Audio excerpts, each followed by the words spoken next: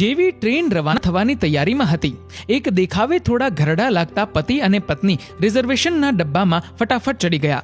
મહિલા દરવાજા પાસે જ બેસી ગઈ અને પુરુષ ચિંતાતુર ઊભો હતો.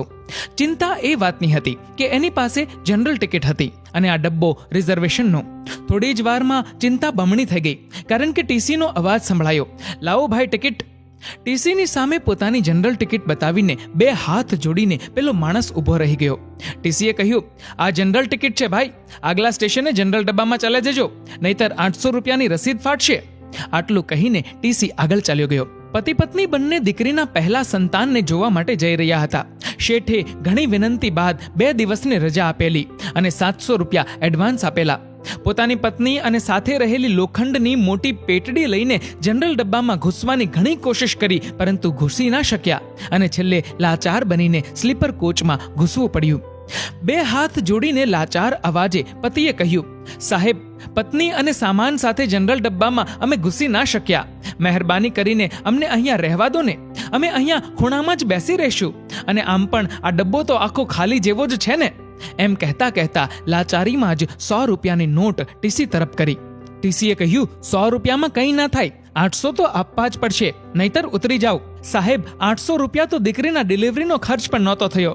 દીકરીના ખબર અંતર પૂછવા જઈએ છીએ, ખૂબ જ ગરીબ છીએ, જવા દો ને સાહેબ. આ વખતે લાચાર અવાજે પત્નીએ કહ્યું, એક કામ કરો, 400 રૂપિયા આપી દો, એકની રસીદ ફાડી દઉં છું, બંને બેઠા રહેજો એક સીટ પર. સાહેબ, આ લો 200 રૂપિયા, રસીદ રહેવા દો ને.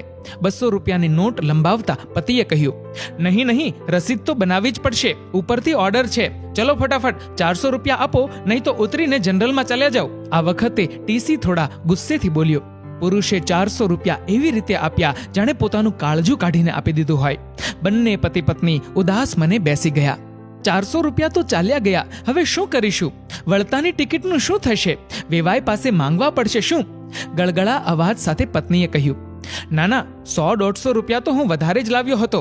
દીકરીના ઘરે ચાલીને જતા રહીશું, રિક્ષાના પૈસા બચશે, સાંજે ચા બિસ્કિટ ખાઈ લઈશું, બીજા 200 રૂપિયા બચશે.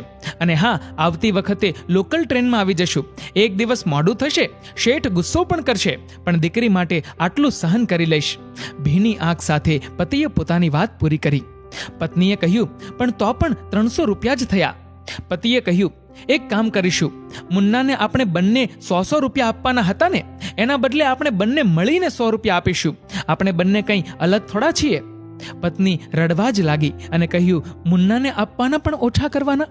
પતિની પણ આંખ છલકાઈ ગઈ અને કહ્યું, મન શું કામ ભારે કરે છે?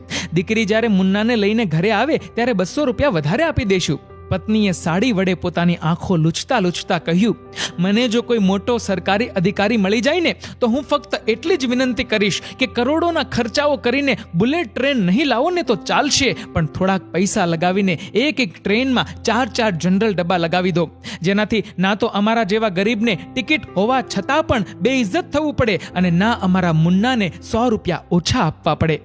પતિએ કહ્યું, અરે ગાંડી, આપણે ગરીબ માણસ છીએ, આપણને વોટ દેવાનો તો અધિકાર છે, પણ સલાહ દેવાનો નહીં. તું રડ નહીં. મિત્રો, આજના સમયની આ એક સાચી વાત છે કે મોટા માણસોની નાની નાની વાતો મોટી ખબર બની જાય છે, જ્યારે નાના માણસોની મોટી વાત નાની બનીને છુપાઈ જાય છે.